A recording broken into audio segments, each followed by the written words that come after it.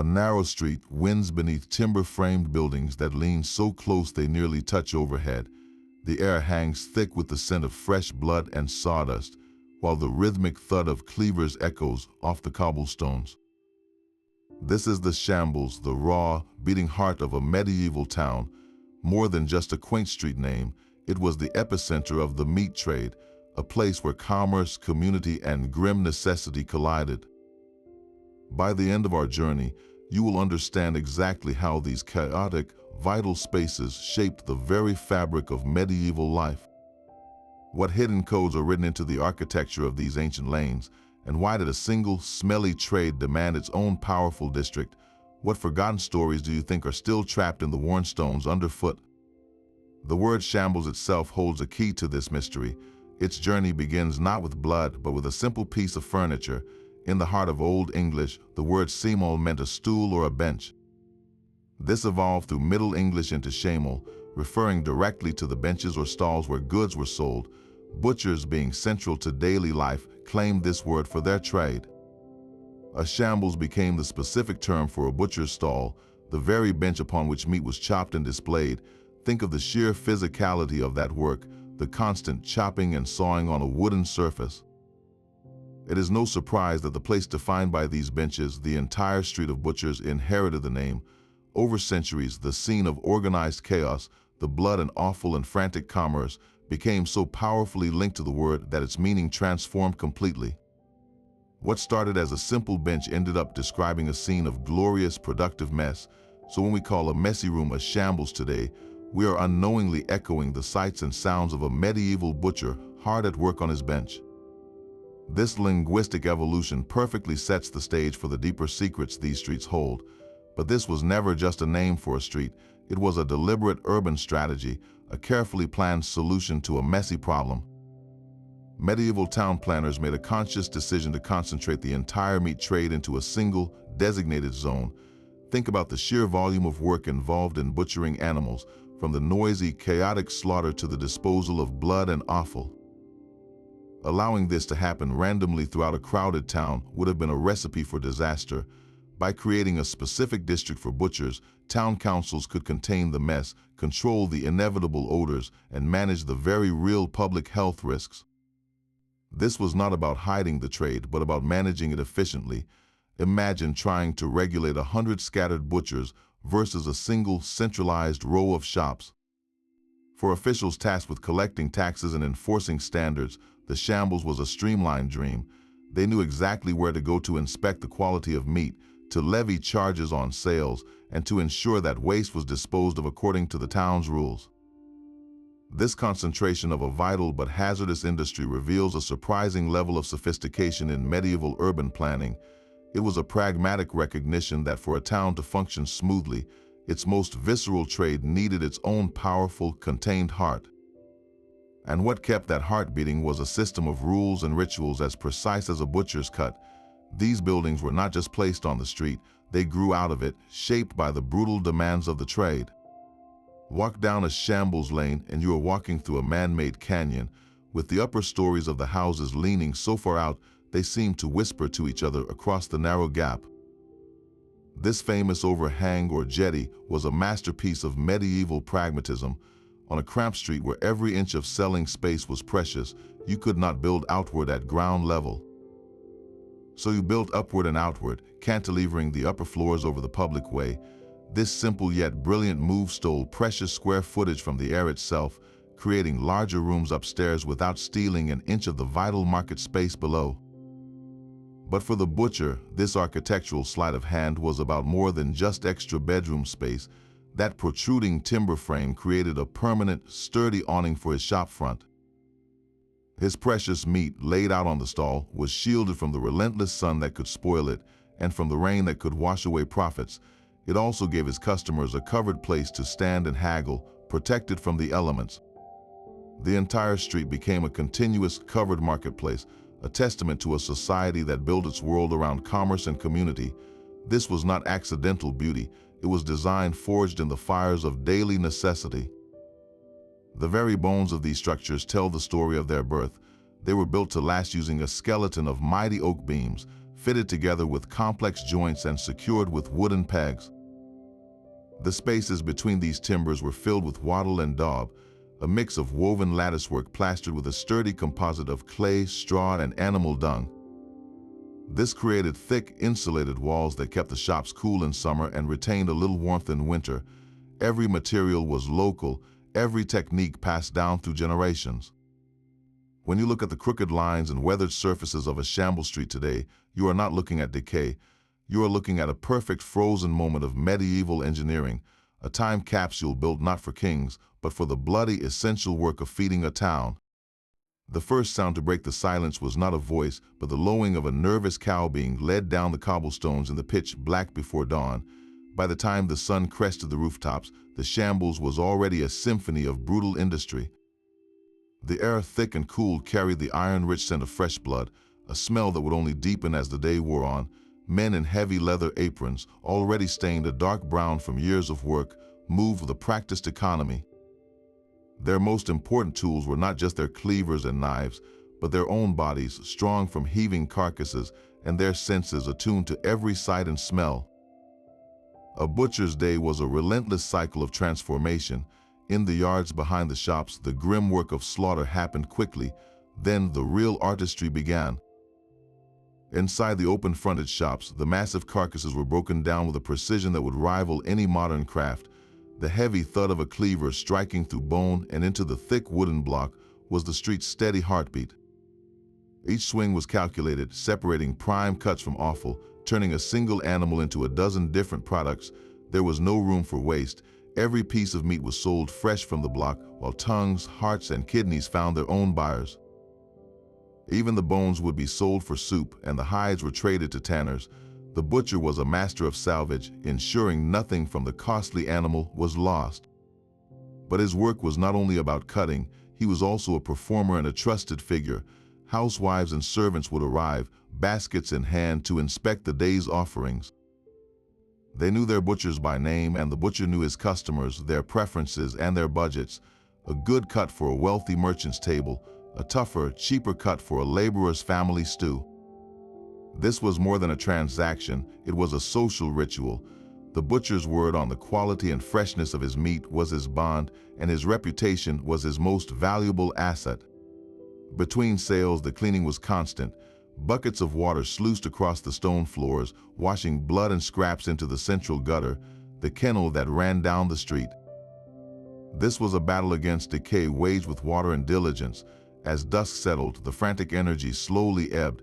The last cuts were sold, the tools were scrubbed clean, and the heavy wooden shutters were closed for the night. The street fell quiet again, leaving only the lingering, complex aroma of wood smoke, blood, and sawdust hanging in the air. This was the cycle, day after day. The butcher's labor, so visceral and immediate, was the critical link between the surrounding farms and every dinner table in town. He was the engine of the urban food chain, and his street, the Shambles, was the vital artery that kept the entire community alive. Yet for all this daily necessity, the butchers themselves were often viewed with a mix of reliance and suspicion, a contradiction rooted in the very nature of their grim and essential craft. This daily reliance on the butcher's skill was matched only by the immense power of the organization that controlled his craft. Behind every chop of the cleaver stood the rigid structure of the guild, an institution that turned a bloody trade into a protected dynasty. To become a butcher was not a simple matter of buying a knife. It was a years-long journey that began for a boy as young as 12, when he was formally bound as an apprentice to a master. For 7 long years, he would live in his master's household, performing the most menial tasks in exchange for food, lodging, and the slow, meticulous unveiling of the craft's secrets. He would learn not just how to carve a side of beef with precision, but how to judge the quality of a live animal, how to negotiate with farmers, and the complex guild laws that governed every aspect of the trade. This was a system designed to produce not just skilled laborers, but future masters who would uphold the guild standards and its reputation. Only after this long servitude and the creation of a masterpiece piece of butchery to prove his worth could the apprentice become a journeyman, free to work for wages. And even then, the ultimate goal of opening his own shop required capital, approval, and a vacant position within the guild's strictly limited membership. The worshipful company of butchers in London and its powerful equivalents in towns across Europe were far more than trade unions. They were regulatory bodies with the force of law. The guild set the price of meat, preventing undercutting and ensuring stable profits for its members. It enforced quality with ruthless inspections, condemning spoiled or fraudulent meat to protect the public health and, just as importantly, the guild's collective honor. A single butcher selling bad meat could tarnish the reputation of every shop on the Shambles, so the guild policed its own with an iron fist. This control over the town's primary protein source granted the butchers staggering economic leverage.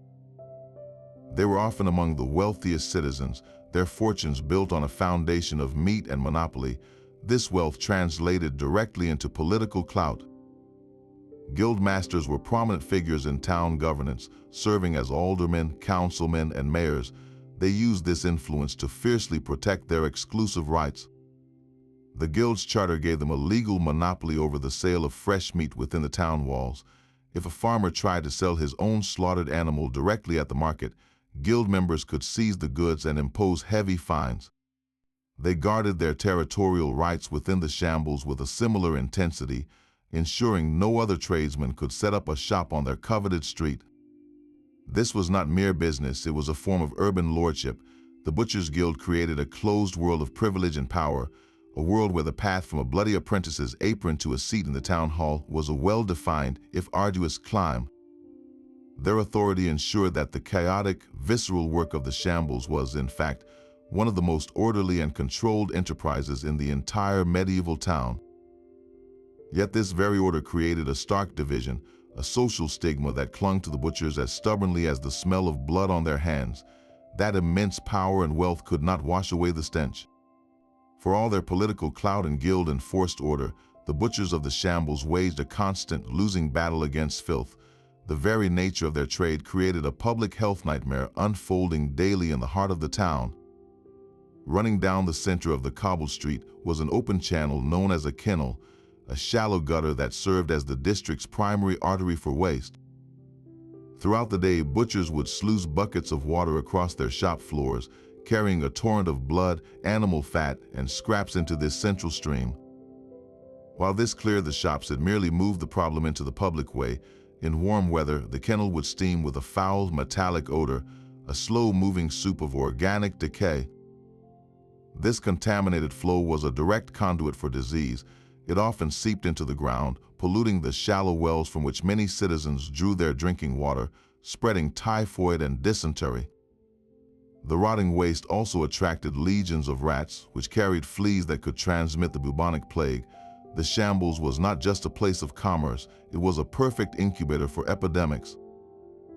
Can you picture the constant tension for the people who lived and worked there, knowing this vital service was also a direct threat to their health? Town councils were acutely aware of the danger. They passed strict laws forcing butchers to keep the area in front of their own stalls clean, and they employed a special class of laborers to tackle the wider problem, the gong farmers. These men worked under the cover of night, their carts and shovels clearing the accumulated waste from the kennels and privies. They would haul the foul material outside the town walls to designated dumping pits. It was a vile, desperately necessary job that offered a thin line of defense against total sanitation collapse. These municipal efforts, primitive as they seem now, reveal a medieval society struggling rationally with a problem of its own creation. They understood the link between filth and disease, and they invested real resources and authority in its management. The Shambles stood as a stark, smelting contradiction, a place of immense economic power that simultaneously generated the very conditions that could bring a thriving town to its knees. The geography of a medieval town was a map of its social order, written in stone and smell. That overwhelming stench of the Shambles was not an accident of poor planning, but a deliberate feature of urban design. Town planners, often drawn from the wealthy merchant class themselves, made the calculated decision to place the butcher's district downwind of the grander residential areas.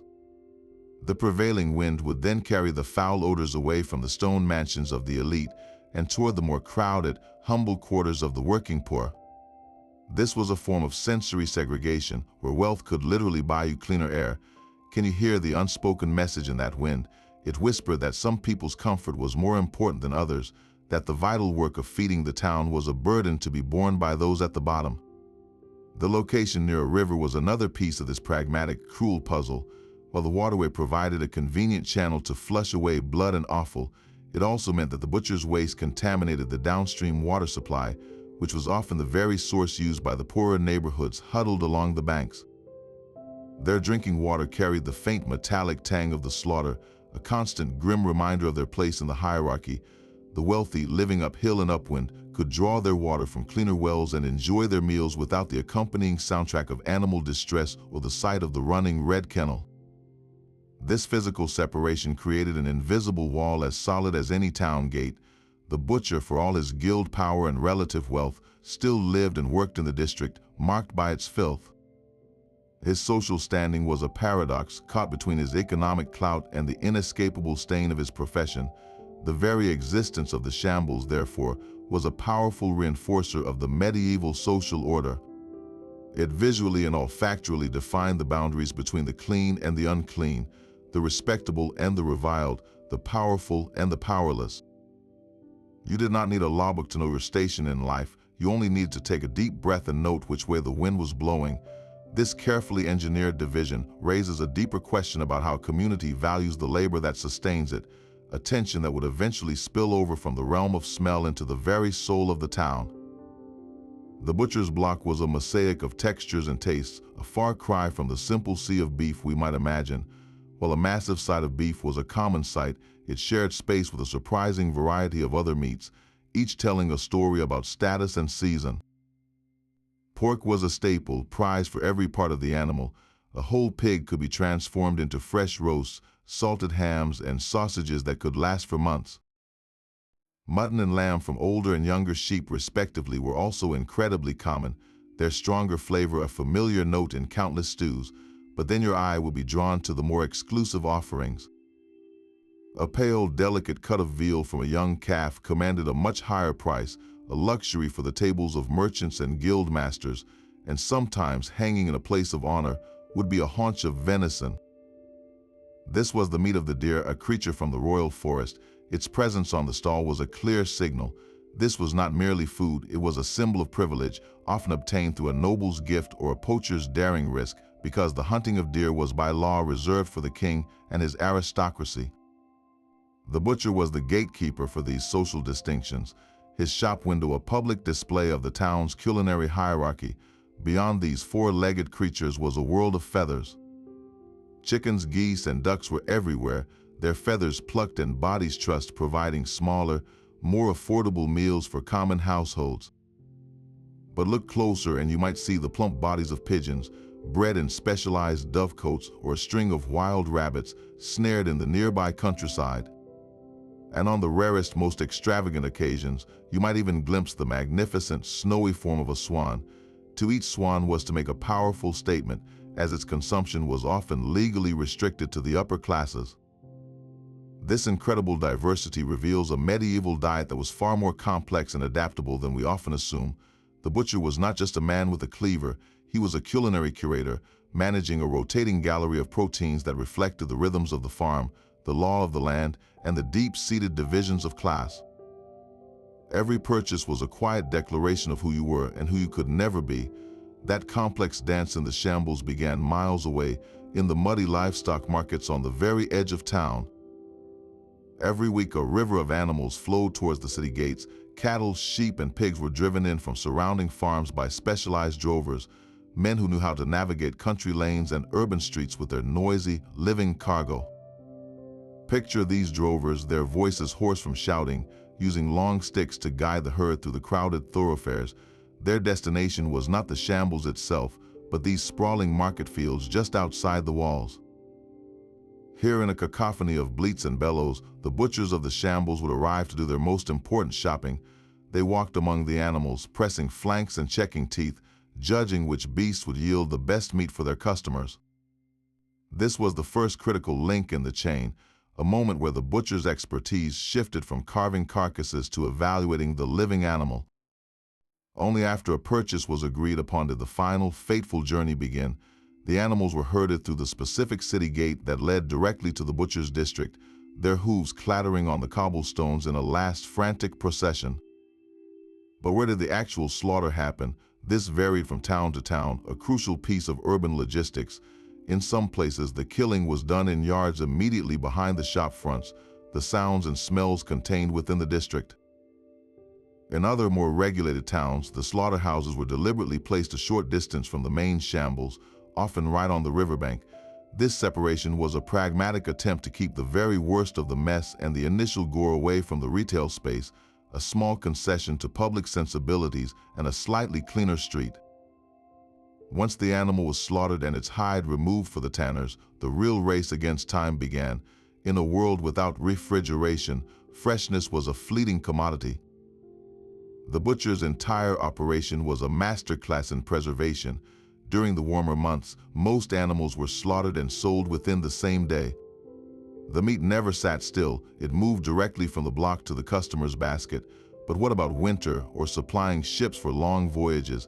This is where ancient techniques of preservation became a matter of survival.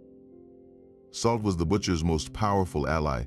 Great cuts of pork and beef were packed in barrels of salt or submerged in salty brine, a process that drew out moisture and created hams and salt beef that could last for months. Smoking over slow-burning fires of certain woods imparted flavor and created a protective barrier against bacteria. Meats could also be pickled in vinegar or simply dried in cool, airy attics. The Shambles, therefore, was not just a fresh market, it was also a preservation workshop, its air scented with the tang of salt and the earthy perfume of wood smoke. The butcher had to be a strategist, managing a supply chain that stretched from the autumn culling of animals when they were fattest from summer grazing through to the lean early spring. His shop was a living calendar, its offerings changing with the seasons, a testament to a society that had to outsmart nature itself to ensure its next meal. Above the rhythmic thud of cleavers hung another invisible force governing every transaction, the unyielding hand of the law. The medieval town could not afford chaos in its primary food market, so the Shambles became one of the most tightly regulated spaces in the entire city. This control was exercised through a series of public decrees known as the assizes, most famously the assize of bread and ale, which frequently included detailed provisions for meat. These were not suggestions, they were legally enforceable price and quality controls. The assize set the maximum price a butcher could charge for different cuts, a system designed to prevent profiteering during shortages and to ensure that even the poorest laborer could afford a piece of meat for his family's pot. It was a direct intervention to maintain civic peace, recognizing that a hungry populace was a volatile one, but the law did not stop at price, it delved deep into the butcher's craft itself. Regulations explicitly forbade the sale of meat from animals that had died of disease, or meat that was putrid, unclean, or what they called measly. A butcher could not blow air under the skin of a carcass to make it look plumper, nor could he mix fat with lean meat to deceive the eye. Can you sense the constant, low-level tension this created? Every customer was a potential informant, and every transaction was conducted under the watchful gaze of an unseen legal code. To enforce these rules, the town council appointed official inspectors, often respected senior butchers or guild masters themselves. These men had the authority to enter any shop, examine the meat on the block, and condemn any that was substandard. The punishment for selling bad meat was swift and public, designed to shame the offender and serve as a stark warning to others. A butcher caught selling spoiled pork or rotten beef would find his entire stock seized. The condemned meat would then be publicly burned in the street, its foul smoke a billowing advertisement of his disgrace. For a second offense, he might be placed in the pillory, his head and hands locked in a wooden frame while the very people he had cheated pelted him with rotten food and garbage. The ultimate penalty was being banned from the trade for a year and a day, a financial death sentence for a man and his family. The law also targeted more subtle forms of cheating. The use of false weights was a serious crime. Butchers were required to use officially sealed scales, and using a weight that had been hollowed out and filled with lead was treated as a direct theft from the community. Another common offense was forestalling, the practice of intercepting farmers and their livestock before they even reached the open market. A butcher who rode out to meet a drover on the road and bought his best animals at a private discount was undermining the entire public market system. He was stealing the chance for a fair price from the farmer and a fair choice from his fellow butchers. This crime was punished with heavy fines because it attacked the foundational principle of open and fair commerce. So the Shambles, for all its apparent chaos, was in truth a meticulously managed economic engine. The blood on the cobblestones was a sign of life, but the invisible framework of laws was what kept the entire town from descending into hunger and disorder. This intricate system of control reveals a profound truth, that the community's survival depended as much on the rule of law as it did on the butcher's cleaver. The relentless grip of the law finds its ultimate expression in the physical streets themselves, many of which still stand today as living museums. The most famous of all is the Shambles in York, a street so perfectly preserved it feels like a medieval dream. Walking its narrow, cobbled lane is an immersive experience, where the jetted buildings lean so precariously they seem to bow to one another, their timber frames almost touching overhead. This dramatic overhang, originally designed to protect the meat below, now creates a picturesque, almost tunnel-like effect that captures the imagination of every visitor.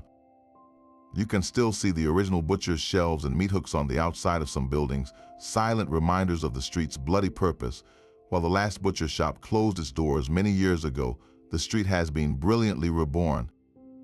The same shop fronts that once displayed sides of beef now house charming boutiques, sweet shops filled with colorful rock candy and artisan crafts.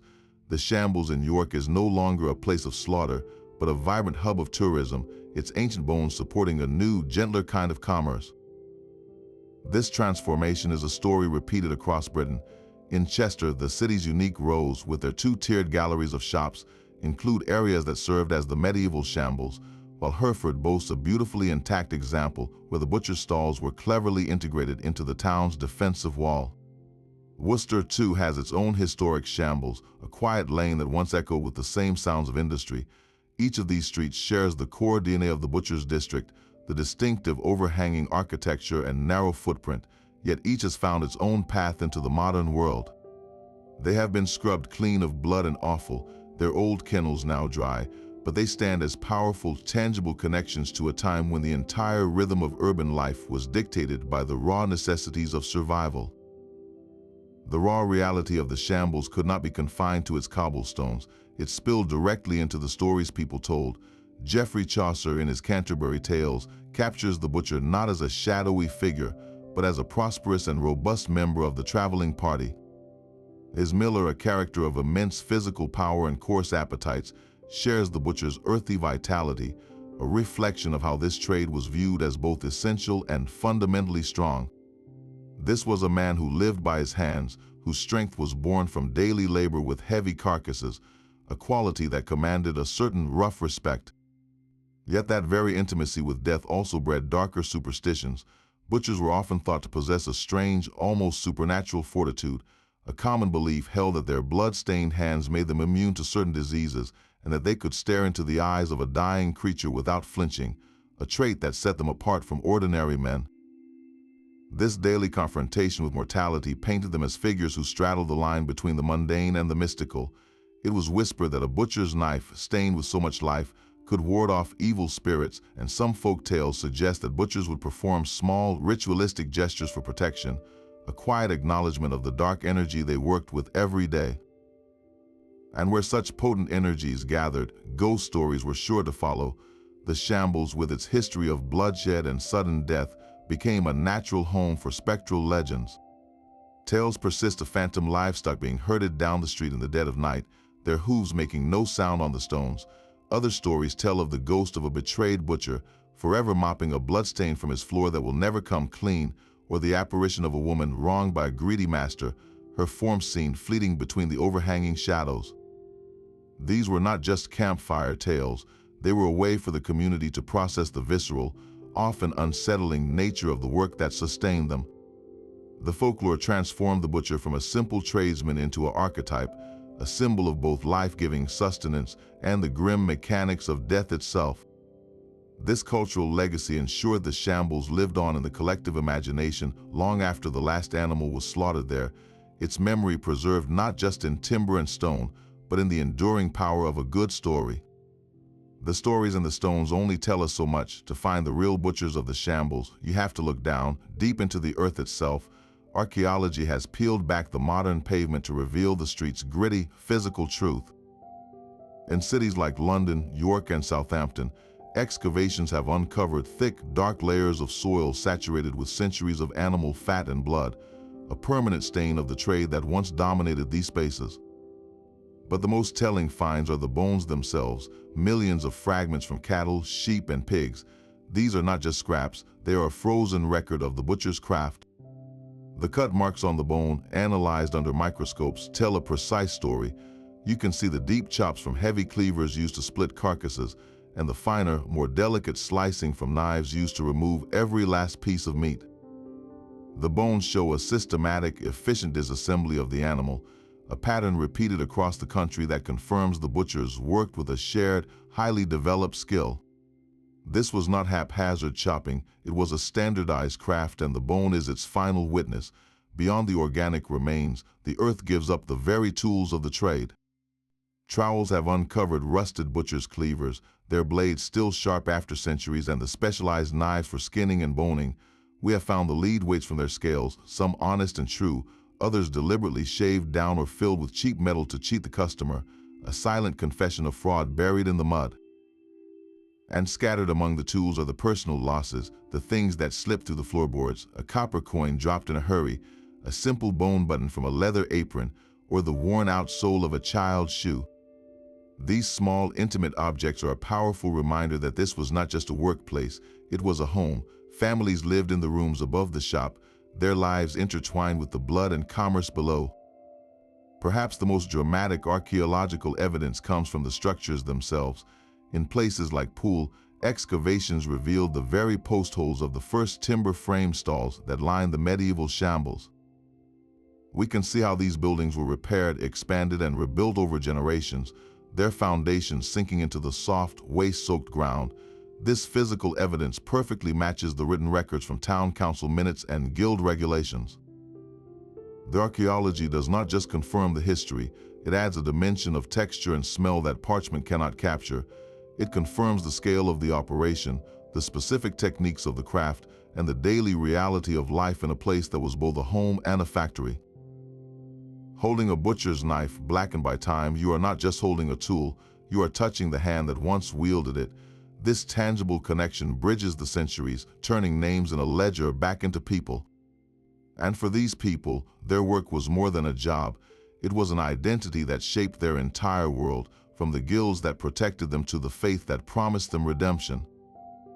That blood-stained but vital world could not last forever. The very forces of progress that built the medieval town eventually dismantled its most iconic marketplace. The decline of the traditional Shambles was not a sudden collapse, but a slow, inevitable unraveling driven by two powerful new ideas: industrialization and public health. The first major blow came from the steam engine. The arrival of the railway in the 19th century transformed how cities were fed. For centuries, livestock had to be driven on the hoof through the streets to a central Shambles within the city walls. Now trains could transport hundreds of animals quickly and efficiently from the countryside to massive, new centralized abattoirs built on cheaper land at the city's edge. This was a revolution in logistics. These new industrial slaughterhouses were designed for scale and efficiency, incorporating emerging technologies like refrigeration and assembly line processing. They rendered the old, scattered Shambles obsolete almost overnight. Why have 100 small, messy shops when you could have one vast, mechanized facility? The railway did not just move animals, it moved the entire industry, pulling the economic heart right out of the old butcher's district. Can you picture the profound shift this caused?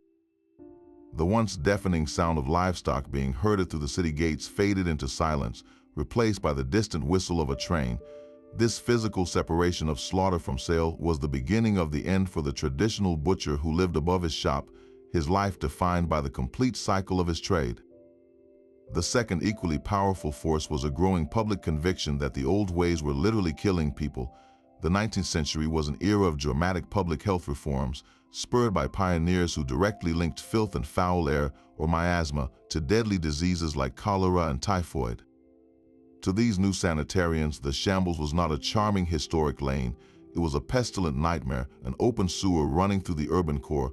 The very features that once made it practical, its narrowness and central gutter, were now condemned as insanitary death traps that bred disease and poisoned the air.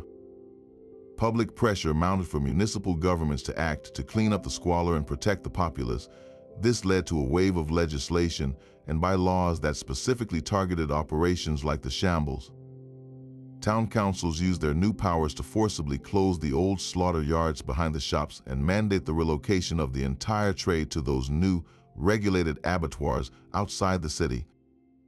The powerful butchers' guilds, which had defended their turf for centuries, found themselves powerless against the combined might of industrial logic and sanitary science. The closure of the Shambles changed the urban landscape forever. The streets fell quiet, the central gutters ran clean, and the overpowering scent of the trade slowly dissipated from the city center.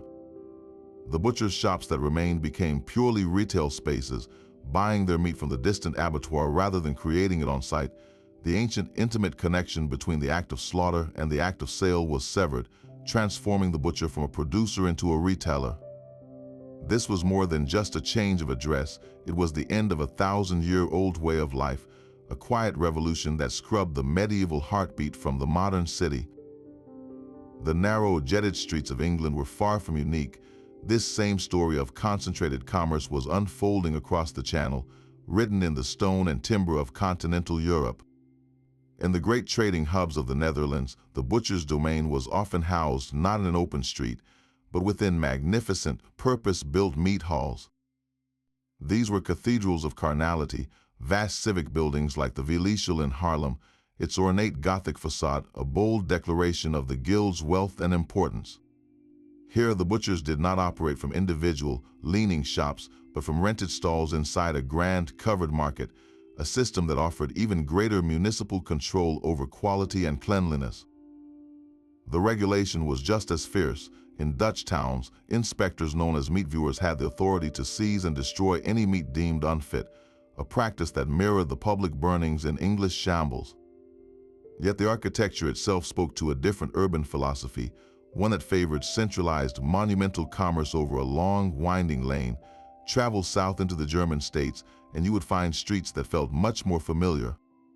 The Flesstrasse or Meat Street in cities like Hildesheim or Regensburg is a direct parallel to the Shambles, with the same characteristic overhanging upper stories creating a shaded, covered marketplace. The German butchers' guilds or Metzgerzunft wielded power just as absolute as their English counterparts, controlling apprenticeships, prices, and the all-important access to prime selling spaces. They even developed their own distinctive symbols, often a golden ox or a butcher's knife, carved proudly above the shop door as a sign of guild authority and a promise of quality. So was this entire system just a carbon copy from one country to the next? Not quite. The differences reveal how local conditions shaped a universal need. In many French towns, the butchers were often grouped near the great stone bridges, like the Pont Notre Dame in medieval Paris. This location was brutally pragmatic. The river provided a ready-made sewer for the vast quantities of blood and offal, a solution that was both efficient and, for those living downstream, deeply unpleasant. Meanwhile, in the sun-drenched cities of Italy, the macellery districts were frequently situated in the shadow of the town's central piazza, emphasizing the butcher's role at the very heart of daily civic life. The Italian Guild of Beccae was just as powerful, but the architectural expression was often different, with arcaded walkways providing the shade that jetted buildings offered in the north. From the covered markets of the Low Countries to the bridge-side stalls of France, the pattern is unmistakable. The dedicated butcher's quarter was not an English eccentricity, but a fundamental pillar of medieval urban planning. Every growing town, regardless of its language or local customs, eventually confronted the same messy, vital problem of feeding its people, and they all arrived at a strikingly similar solution. This shared blueprint for the meat trade reveals a medieval Europe more connected in its practical thinking than we might assume, a continent bound together not only by faith and feudalism, but by the universal language of commerce and survival. The clatter of hooves and the scent of blood are long gone, replaced by the cheerful chime of a shop doorbell and the sweet aroma of fudge. The Shambles did not die when the last butcher closed his shutters, it simply changed its skin. The very features that made it a practical workspace, those dramatically leaning timber frames and the narrow, shaded lane, became its salvation. In the modern era, these streets were recognized not for their utility, but for their unparalleled charm. This architectural uniqueness saved them from the wrecking ball, leading to careful preservation and a new, unexpected life. The old butcher stalls, once displaying fresh cuts of meat, now showcase stacks of colorful postcards and handcrafted souvenirs. The heavy wooden blocks that endured countless cleaver blows now support trays of gourmet chocolates and delicate pastries. This transformation is a profound irony. A place built for the hardest, grimiest kind of physical labor has been scrubbed clean and reborn as a picturesque tourist destination, a place of leisure and consumption. Can you feel the ghost of that old world lingering just beneath the surface? It is there in the worn grooves on the stone step, not from a boot, but from centuries of water and blood being sluiced from the shop floor. It is in the ancient meat hook still embedded in an overhead beam, now holding a floral basket instead of a side of beef. The challenge for any place like this is to balance its sanitized, marketable beauty with the raw truth of its history. It is easy to see only the quaintness, to forget that this lovely lane was once a place of overwhelming noise and smell, of strenuous, essential work. Yet the history is not erased, it is simply waiting for a curious eye to find it. The preservation of the Shambles allows us to walk directly into a medieval street, to touch the same timber that a butcher touched, to stand in the same space where the urban food chain began. This is not a fake replica, it is the real, repurposed thing. The street's new life as a tourist hub, for all its gentleness, ensures that these incredible structures survive, keeping the physical memory of a vanished world alive for generations who will never know the weight of a cleaver or the urgency of a day's slaughter. Beneath the scrubbed cobblestones and charming shop fronts, the Shambles guards its deepest secrets. For all we know of its daily commerce, these ancient lanes are riddled with mysteries that history has never fully resolved. What lies under our feet, for instance? Persistent local legends in towns like York and Chester speak of a hidden world of cellars and tunnels connecting the butcher's shops. Were these simply practical storage spaces, cool larders for hanging meat in an age before refrigeration, or did they serve a darker, more clandestine purpose? It is tantalizing to imagine the Butchers' Guild, a powerful and secretive organization, using these subterranean passages for private meetings, far from the prying eyes of town officials or rival trades. A hidden cellar could have been the perfect place to stash guild records, collective funds, or even to circumvent the assize of bread and ale by selling contraband meat after hours. The truth remains buried literally, leaving us to wonder about the whispered conspiracies that might have echoed in those damp, dark spaces. Then there is the human mystery, the untold story of the apprentice. We know the formal structure of his 7-year indenture, but what was the raw, unvarnished reality of his life? Historical records give us the framework, but not the feeling. Was he treated like a son, or little more than an enslaved servant, waking before dawn to slop out the blood-filled kennel and facing the master's wrath for a poorly honed knife? The ghost stories that cling to these streets often feature a spectral young boy, forever mopping a floor or weeping in a corner. Are these tales just fanciful fiction, or could they be a folk memory, an echo of a real apprentice who suffered a tragic, unrecorded fate? His daily existence was a world of brutal labor and fleeting rest, a story written in calluses and silence, now lost to time. The most enduring enigmas are those woven into the local folklore. In certain Shambles lanes, the legend persists of the butcher who grew inexplicably wealthy.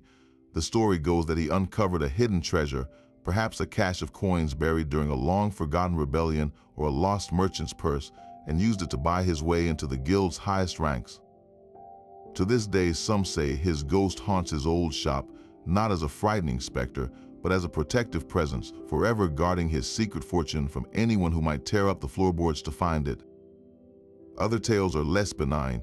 There are whispers of unsolved crimes, of rival butchers found dead in their own shops, a cleaver in hand but the wound clearly from behind. Was it a robbery, a guild dispute turned deadly, or a cuckolded husband taking revenge? The official records show only a death, its cause politely unrecorded. These legends, whether of treasure or treachery, are more than just stories. They are the lingering spirit of the shambles itself, a reminder that behind the orderly facade of guild rules and municipal laws lay a world of human ambition, desperation, and secrets that the stones will never give up. The butcher's power lay not just in his guild, but in the steel he wielded. His toolkit was an extension of his own hands, each instrument designed for a specific, brutal step in the transformation from living creature to saleable meat. The most iconic was the cleaver, a heavy, broad-bladed axe with a thick spine, used for the powerful, decisive blows needed to split ribs and vertebrae. Then came the array of knives. A sturdy, slightly curved skinning knife was essential for carefully separating the hide from the muscle without damaging either. A boning knife with its narrow, flexible blade allowed the butcher to navigate the intricate geography of joints and sinew, cleanly removing meat from bone with surgical precision. For the largest carcasses, a two-handed saw or poleaxe might be brought to bear.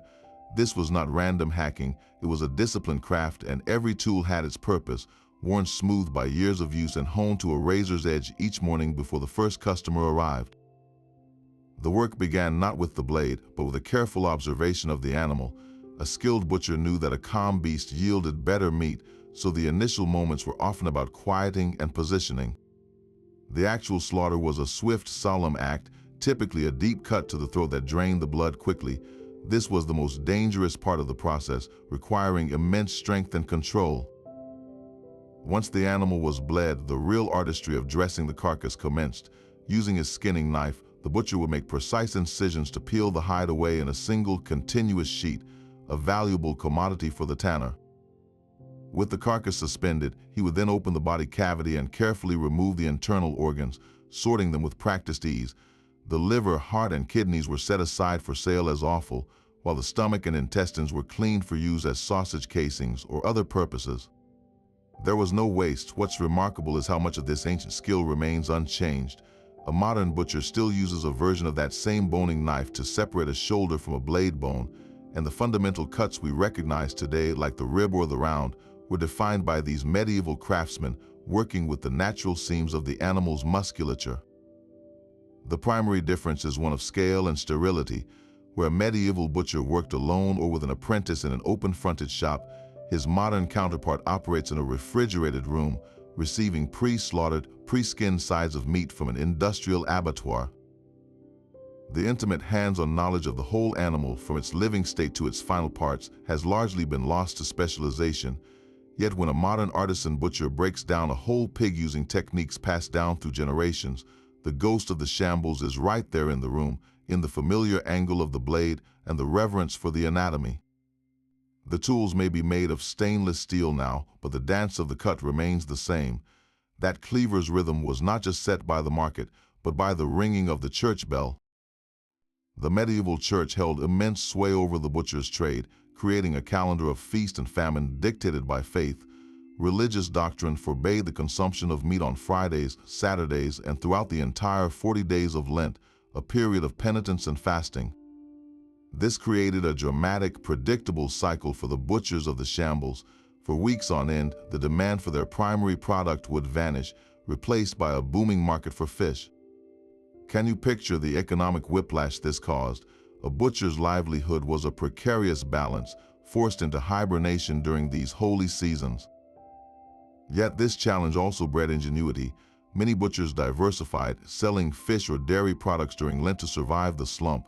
And when the fast finally broke, like on Easter Sunday, the demand for meat would explode in a celebratory frenzy, sending the shambles into a whirlwind of activity to satisfy the pent-up cravings of the entire town. This religious calendar did not just dictate sales, it shaped the very moral landscape the butcher navigated. His bloody profession placed him in a difficult spiritual position. The church taught respect for all God's creatures, and the butcher's daily work was one of sanctioned killing. This generated a deep-seated ambivalence among the populace. While everyone relied on him, many viewed him with a certain unease, as a man whose hands were perpetually stained with the taking of life. To bridge this moral divide, butchers often turned to their own patron saints for intercession and legitimacy. Across Europe, they found protectors in figures like Saint Bartholomew, an apostle who was famously martyred by being flayed alive, a fate that resonated grimly with the butcher's own craft. In France, butchers revered Saint Honoré, while in German lands, Saint Luke was often invoked. These patron saints offered more than just spiritual comfort, they provided a divine endorsement of the trade. Butchers' guilds would fund lavish altars and chapels dedicated to their patron, publicly demonstrating their piety and purchasing a measure of social respectability. Their wealth earned from a morally questionable craft was thus funneled back into the church, cleansing it through acts of charity and devotion. This intricate dance between the bloody stall and the holy altar reveals a world where commerce and faith were inextricably linked, each shaping the other in the daily struggle for survival and salvation. Behind every master butcher was a woman who knew the business as well as he did. While the guilds barred women from formal apprenticeships and the title of master, the Shambles could not function without their labor. The butcher's wife was the unseen engine of the shop. When her husband was in the backyard wrestling a carcass or meeting with guild officials, she was the one standing at the stall, her hands nimble from years of work. She handled the customers, knew the regulars by name and their usual orders, and was a shrewd negotiator when it came to pricing a cut of mutton or a string of sausages. Her domain extended to the ledger book, where she tracked debts and profits with a sharp eye, ensuring the household's finances remained stable. This was not merely helping out, it was a vital partnership that kept the entire enterprise afloat. And when tragedy struck, a widow could inherit the shop. Guild rules often allowed her to continue the business, sometimes by quickly remarrying another butcher to maintain the male presence required by the charter, or by managing it herself with the help of journeymen. In these cases, a woman could become a powerful figure in the Shambles, her name appearing in town records as a business owner and taxpayer. Beyond the stall, women's work was often specialized. They were frequently the ones tasked with the smaller, intricate processing that the trade relied on. A butcher might bring her a side of pork, and she would transform it. Using her own set of knives, she would debone the meat, grind the trimmings with herbs and salt, and skillfully stuff the mixture into cleaned intestines to create sausages. She might also be the one making meat pies, a popular and portable meal for laborers, carefully sealing spiced meat and gravy within a sturdy pastry crust. These value-added products increased the shop's income and reduced waste, turning every part of the animal into profit. This division of labor reveals a more complex social world within the bloody confines of the Shambles. It was a place where a woman's sharp mind for commerce and her deft hands with a boning knife were just as essential to the family's survival as her husband's strength with a cleaver. Their stories, though often missing from the official guild rolls, are written into the very fabric of these streets, a quiet testament to the partnership that truly fed the medieval town. That cleaver was not just a tool, it was a finely calibrated instrument of commerce. The price of a single cut of meat was a complex equation, dictated by a world of hidden costs and delicate market forces. An old tough ox that had spent years pulling a plow would always sell for less than a young, fattened calf raised specifically for the table. The butcher knew this the moment he laid eyes on the animal in the market. The prime cuts, the loin and the ribs, commanded the highest prices, destined for the tables of wealthy merchants who could afford such tenderness. Meanwhile, the tougher, stringier cuts from the neck and shank were priced for the laborer's family, who would simmer them for hours in a stew to make them palatable. Seasons also dictated the rhythm of profit. In the autumn, after a summer of rich grazing, animals were at their fattest and most numerous, causing prices to dip slightly from the sheer abundance. Come late winter and early spring, when stores were low and the new season's livestock was not yet ready, the cost of meat could soar, putting even the humblest cuts out of reach for many. The butcher had to be an economist, anticipating these cycles and managing his purchases to avoid being stuck with expensive animals just as the market was about to be flooded. His profit was not simply the difference between what he paid the farmer and what the housewife paid him. A significant portion of his earnings was immediately funneled back into the system that gave him the right to trade. Guild membership came with steep annual fees, a necessary cost to maintain his license and the guild's powerful protection. Then there was the cost of labor.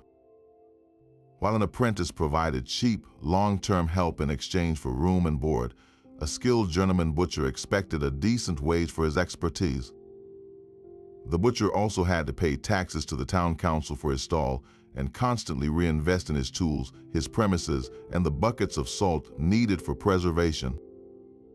After all these deductions, a successful butcher's profit margin might seem modest, but the sheer volume of his trade could make him a rich man. A master butcher who owned his own shop on a prime Shambles lane was often among the wealthiest members of the urban middle class.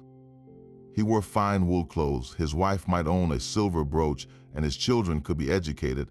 This economic success translated directly into civic influence. He could afford to lend money to the town, serve in expensive public offices like aldermen, and his voice carried weight in guild and council meetings. The path from a blood-stained apron to a position of genuine power was paved with the careful, calculated economics of meat, a daily balancing act between the farmer's field and the customer's coin. The past does not have to be a silent museum. At living history sites and reenactment fairs, the Shambles is resurrected with startling clarity, its sounds and smells brought back to life for a modern audience. Places like the Jorvik Viking Center in York do not just display artifacts behind glass, they immerse you in a fully reconstructed world.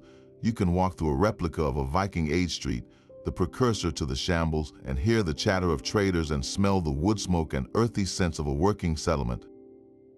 This is more than a display, it is a time machine for the senses. At many medieval festivals, skilled reenactors set up authentic butcher stalls, demonstrating the ancient techniques with startling precision. You can watch a man in period clothing break down a side of mutton using replicas of the very tools we have found in archaeological digs. The heavy thud of the cleaver on a wooden block, the careful way he uses a skinning knife to separate hide from muscle, it all becomes a vivid physical lesson. Suddenly, the historical records of the assize and the guild rules are no longer abstract concepts. You see why a sharp knife was a matter of economic survival and why the guild would so fiercely protect the standards of its craft. The reenactors do not just demonstrate the work, they explain the social hierarchy of the market, haggling with visitors as they would have with medieval housewives, and discussing the seasonal challenges of their trade. This experiential learning creates a powerful emotional bridge across the centuries. It transforms a list of facts into a tangible reality, allowing you to understand the Shambles not just as a place, but as a living, breathing community. You leave not just knowing what a butcher did, but feeling the weight of his cleaver and understanding the rhythm of his day. This connection turns cold history into a shared human experience, making the distant past feel immediately, undeniably present. These streets are a masterclass in medieval urban logic, written not in parchment, but in timber and stone. The Shambles matter today because they are a perfect, preserved blueprint of a society solving its most basic problems with stunning ingenuity. Every overhanging jetty and central gutter speaks of a world that had to manage filth, commerce, and public health long before modern science offered easy answers. You are not just looking at old buildings, you are reading the very DNA of the medieval city, a place where the messy business of survival was engineered into the heart of the community. This architecture reveals a sophisticated understanding of urban planning, where the concentration of a noisy, smelly, but vital trade was a deliberate strategy for efficiency and control. The narrow lane was not an accident, it was a covered marketplace. The location downwind was not a mistake, it was social segregation written into the wind itself. Can you see the entire social order reflected in this single street? The wealthy merchant living upwind, the butcher wielding guild power despite the stain of his trade, and the apprentice dreaming of a shop of his own. All their lives were intertwined in this one bustling artery. The Shambles was a microcosm, a stage where the dramas of economics, class, and ambition played out daily. Its preserved form allows us to understand that our modern cities were not born from nothing. They evolved from these exact kinds of pragmatic, often harsh, solutions to the eternal challenges of feeding people, managing waste, and creating a functioning community. More personally, these lanes are a direct, tangible link to our own history with food. Today, the act of buying a wrapped steak in a supermarket, it is a sterile, anonymous transaction. But walking the Shambles, you can almost feel the visceral connection our ancestors had to their sustenance. You understand that every meal began with the grim reality of the slaughter yard, the skill of the butcher's knife, and the frantic race against decay. This street embodies the entire journey from a living animal to a family's dinner, a profound relationship we have largely lost. To stand in the Shambles is to touch that raw, essential past, to hear the faint echo of the cleaver's blow that helped build the world we live in now. So the story of the Shambles is far more than a quaint footnote in a history book. It is the story of a society building a solution, a messy, brilliant, and utterly necessary answer to the fundamental challenge of feeding a town. From a simple word for a bench, it grew into a powerful planned district, a place of strict guild regulation and unique overhanging architecture, all designed to manage the visceral business of the meat trade. This street was the vital artery that connected the farms to every dinner table, an economic engine driven by the cleaver and governed by the assize. It was a world of stark contrasts, where immense wealth and political power coexisted with the inescapable stench and social stigma of a bloody craft. Over centuries, the relentless forces of industrialization and public health reform dismantled this system, moving the slaughter beyond the walls and silencing the street's chaotic heartbeat. Yet in a beautiful twist of fate, the very features that made it a practical workspace, those leaning timber frames and narrow lanes, became its salvation, transforming it from a bustling, smelly workplace into the cherished historical landmark we wander through today. When you walk these cobblestones now, you are not just on a pretty street, you are traversing the gritty reality of our ancestors' lives, a world where survival was a daily, hands-on struggle. That connection from their world to ours is the true legacy of the Shambles. We would love to hear from you in the comments below. Have you ever walked down a shambles street, and what did it feel like to you? Or what part of this medieval world surprises you the most?